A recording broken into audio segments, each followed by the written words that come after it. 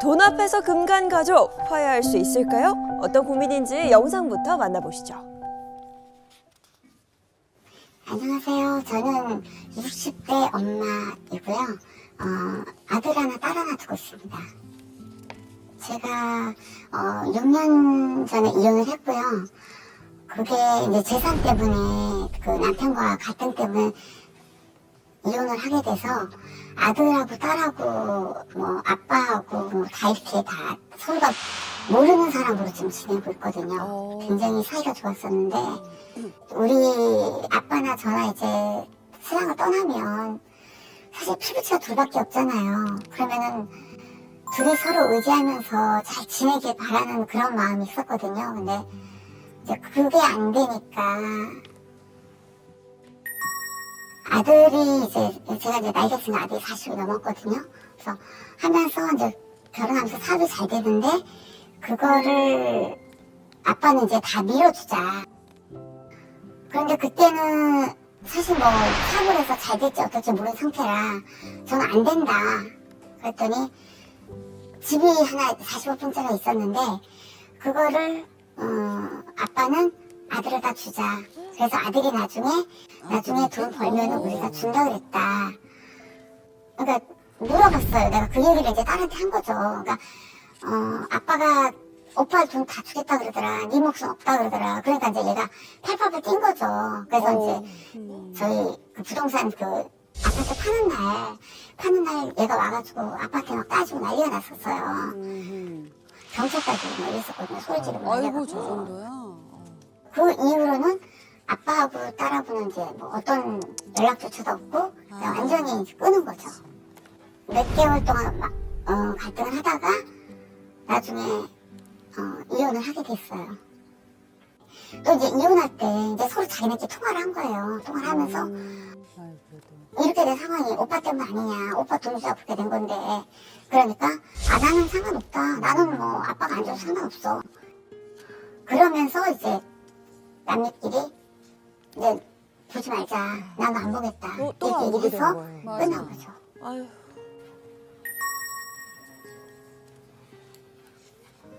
딸은 이제 처음에는 오빠를 많이 원망을 했거든요. 그러다 이제 지금은 그때도 이제 애기 돌 때도 왔었는데 그냥 오빠 엉덩이 툭툭 치면서 왔어 그냥 이렇게 얘기를 하더라고요.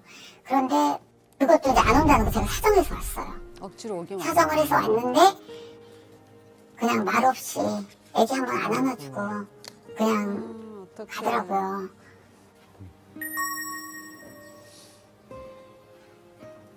제가 이제 한 1년 전에 통화를 한번 했었어요.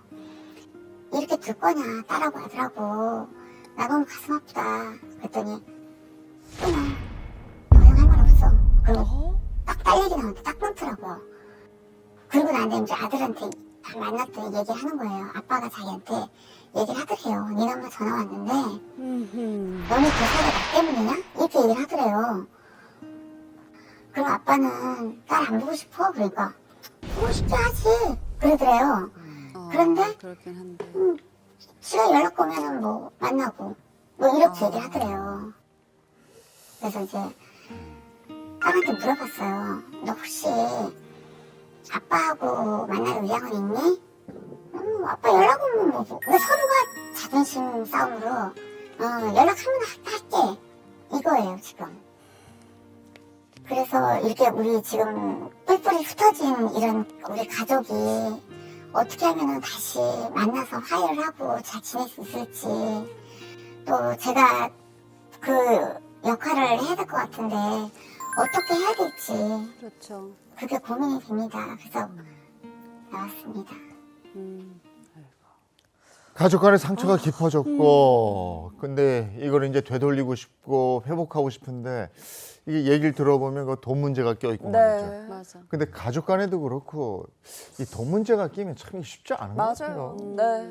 이게 돈 문제 앞에는 돈은 혈연을 넘어서는 것 같습니다. 네. 이게 사실 이 사연을 들으면서 저는 이 사연자가 얼마나 속이 상할까. 그럼. 각각의 가족들은 모두가 다 마음이 상하고 모두가 다 간절한 집인 것 같아요.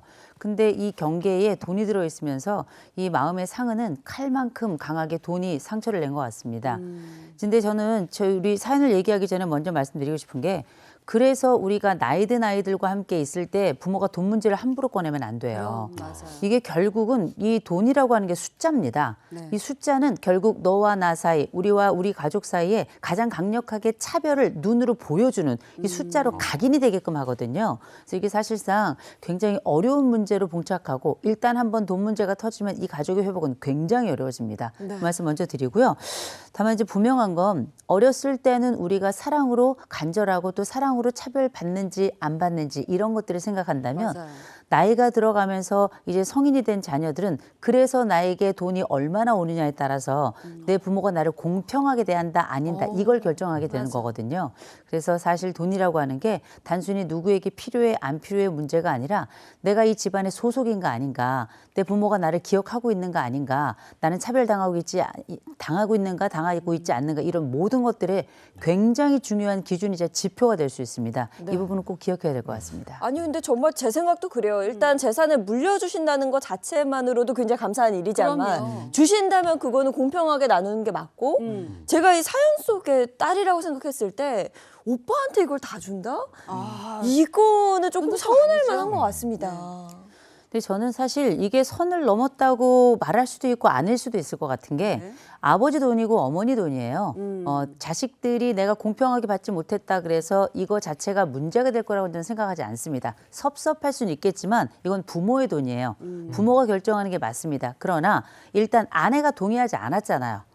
엄마, 아버지 두 부부 사이에 먼저 중대한 결정이 일어나지 않은 상태에서 일방적으로 이 아버지가 이 돈에 대한 분배를 선포를 한 거예요. 맞아요. 그러니 아내도 동의하지 않았죠. 아들도 내가 뭐 갑자기 아버지로부터 이런 걸 받겠다 하니까 기쁘긴 하겠지만 여기서 소외된 건 또 딸이 있는 거예요. 그러면 여기 가족 중에 기쁜 사람은 지금 누군 아무도 없습니다. 왜냐 이것 때문에 다툼이 일어났기 때문에 실제 이 아들은 정말 이 돈을 받았을까? 저는 그러긴 쉽지 않았을 것 같다라는 생각이 드는데 여하간 그러면 지금 이 딸 같은 경우는 어떤 생각이 들겠어요? 내 아버지가 지금까지 나를 사랑했던 그 모든 과거는 다 거짓말이었는가? 아버지가 나를 사랑했다는 그 증표는 나는 무엇으로 받을 수 있을 것인가? 나는 정말 이 가족, 그중에서도 같은 혈연으로 살아가는 이 가족의 멤버가 맞는가? 이런 소속에 대한 흔들림이 하나 있겠죠. 두 번째, 배신감이 엄청나게 클 겁니다. 맞아요. 왜냐? 나는 사랑받았다 느꼈고 또 내 가족이 모두 다 공평하게 그렇게 같이 잘 지냈던 가족이기 때문에 이런 일이 있을 거라고는 상상도 못했을 거예요. 당연하다고 생각했던 것들이 가장 당연하지 않게 된 시점에 우리 가슴에 올라오는 건 비수처럼 그렇게 배신감이 올라오는 건데 이게 사실 아버지 돈, 어머니 돈을 내가 받는다 못 받는다는 거 내가 굳이 기대할 필요도 없고 내가 결정할 사항도 아닙니다만 아버지가 하는 이 일방적 선언 자체에 대해서는 굉장히 고통스러울 것 같다는 생각이 듭니다. 그래요.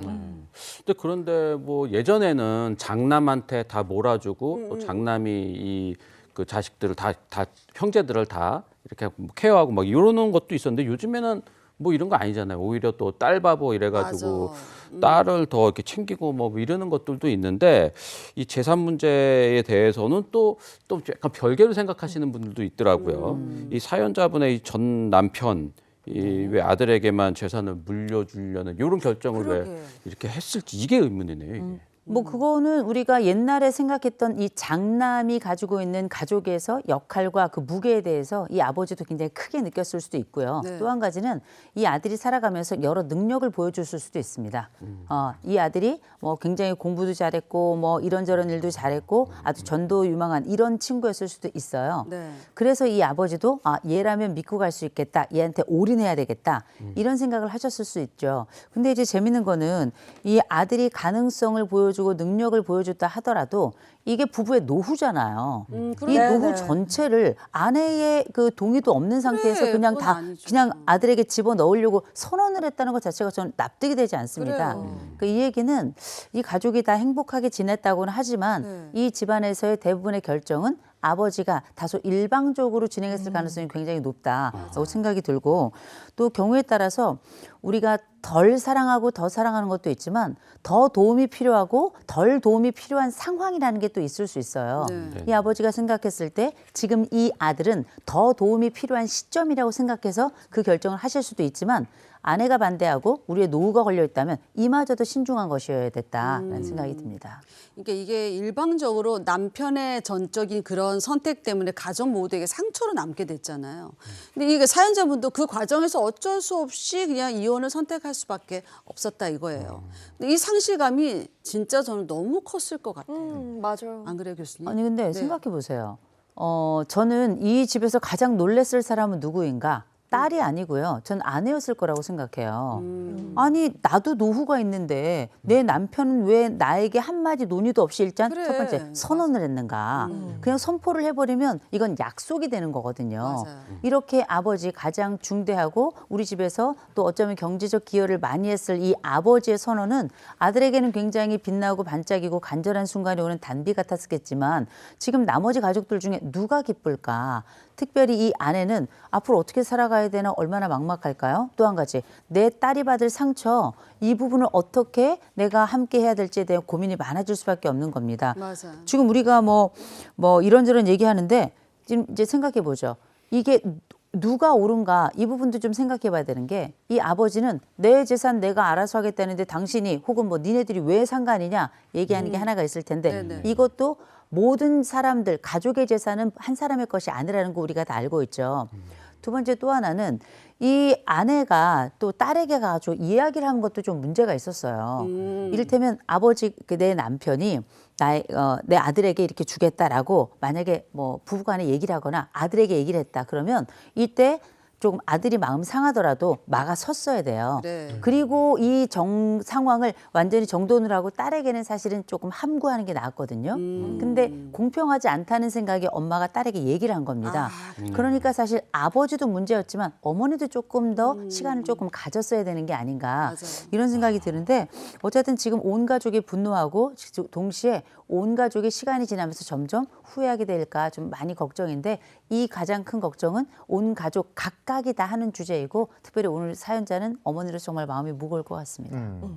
사연자분은 그런데 이제 그래도 이렇게 금이 간 요 상태를 다시 복원해서 그렇죠. 가족 관계를 원만하게 유지하고 싶으신 거예요. 네. 근데 얘기를 들어보니까 딸은 그래도 좀 유연한 태도를 보이는 것 같은데 아들의 태도가 좀 미적지근한 것 같아요. 근데 이 부분은 왜 이럴까요? 일단 이 아들은 처음부터 그런 생각을 했는지 모르겠지만 어쨌든 아버지 선언을 통해서 예상치 못한 나만의 몫이 이제 만들어졌잖아요. 근데 어머니가 내 여동생에게 얘기를 하고 결국 이 가족의 파탄이 일어나면서 사실상 내 몫이 증발한 겁니다. 당연하게 내게 왔다 생각하고 기쁨이 충만한 그 시점에 어쨌든 우리 가족의 파쇄와 더불어서 지금 상황은 내 몫까지 증발을 해버린 거라서 네. 내 사업도 아마도 어려운 지경에 여전히 유지가 됐겠죠. 나는 그러면 사업에 도움도 못 받아 결국은 이것 때문에 내 몫도 또 사라지게 됐어. 그래서 어쩌면 이 장남들이 가지고 있는 것이 그 마음이 보통은 헌신만 있지는 않습니다. 맞아요. 이 장남들이나 장녀들이 헌신하고 책임감도 있지만 때로는 굉장히 이기적인 순간들도 많이 있어요. 근데 아마 이 장남은 내 몫이 사라지고 내가 지금 간절한 순간에 아무것도 얻지 못하게 됐던 게 화가 났을 수 있겠죠. 그렇죠. 당연히 내 몫이라 생각했던 것들의 증발이 발생했으니까. 그러나 이 아들은 생각해야 됩니다. 지금 우리가 진짜 잃은 건 내 사업이기도 하지만 온 가족이 다 뿔뿔이 흩어지면서 완전히 관계의 파쇄가 일어났다는 거예요. 이 부분에 대해서 동생이 손을 내밀었단 말이에요. 어쨌든 어머니가 중재를 해서 돌잔치에 왔고 그 동생이 오빠의 뭐 이렇게 툭툭 치면서 화해의 제스처를 취한 거거든요. 네. 근데 이 오빠 입장에서는 너는 이제부터 새롭게 이 재산이 재분배된다면 너는 얻게 되지만 나는 잃게 되는 거 아니에요. 그렇죠. 이 부분에 대해서 제가 볼 때는 이 큰애가 마음이 좁은 것 같습니다. 마음이 좁아요.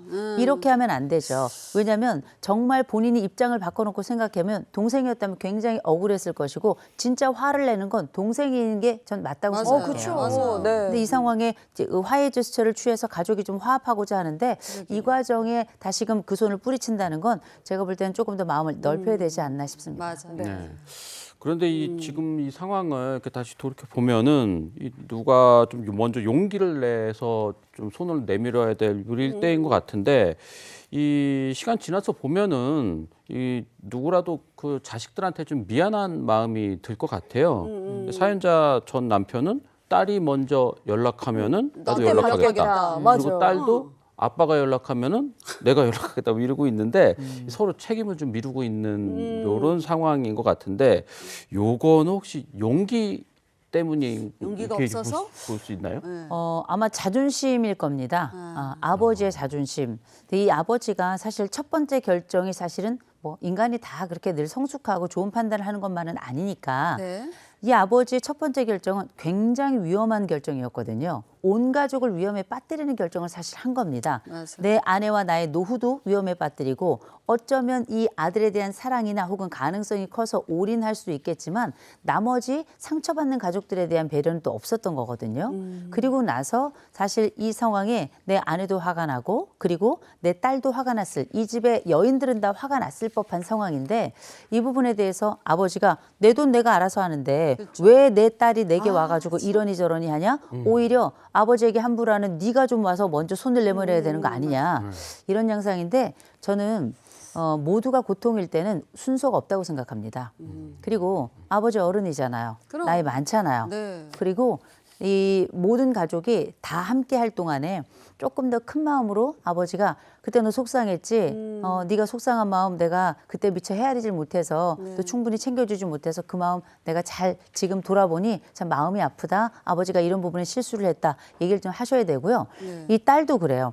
아버지가 마음을 돌리게 하는 방법은 아버지의 사과만이 먼저 우선되는 건 아닙니다. 딸이 먼저 나서서 아버지 그때 좀 섭섭했는데요. 아버지 저는 좀 마음이 좀 편안해졌어요. 아버지도 좀 마음 편하게 가지셨으면 좋겠어요. 저는 아버지 보고 싶어요. 그렇지. 이렇게 먼저 용기를 내고 동시에 내 마음, 좀 자존심을 좀 내려놓으셔야 돼요. 우리가 다른 사람 앞에 무릎 꿇는다는 게 늘 부끄러운 건 아닙니다. 우리가 간절히 필요한 그 나중의 관계를 생각할 때에도 이 나머지 삶을 아픔으로 살아가는 것보다 한번 무릎 꿇으면 되는 거거든요. 네. 가족 앞에 무릎 꿇는 게 뭐가 그렇게 어렵겠습니까? 사랑은 또 다른 이름으로 무릎 꿇는 과정이라고 저는 생각하거든요. 온 가족에도 용기 냈으면 좋겠습니다. 네, 그 말 한마디 딱 하기가 그게 참 어려운 거긴 그렇죠. 하거든요. 근데 언제까지 뭐 이렇게 지낼 수는 없는 거니까요. 근데 보니까 지금 사연자분이 중심에 서서 한 사람 한 사람 한 사람 이렇게 연락을 하고 있거든요. 근데 이런 연락, 가족의 연결점이 본인이 되는 이 상황, 이거는 괜찮은 건가요, 교수님?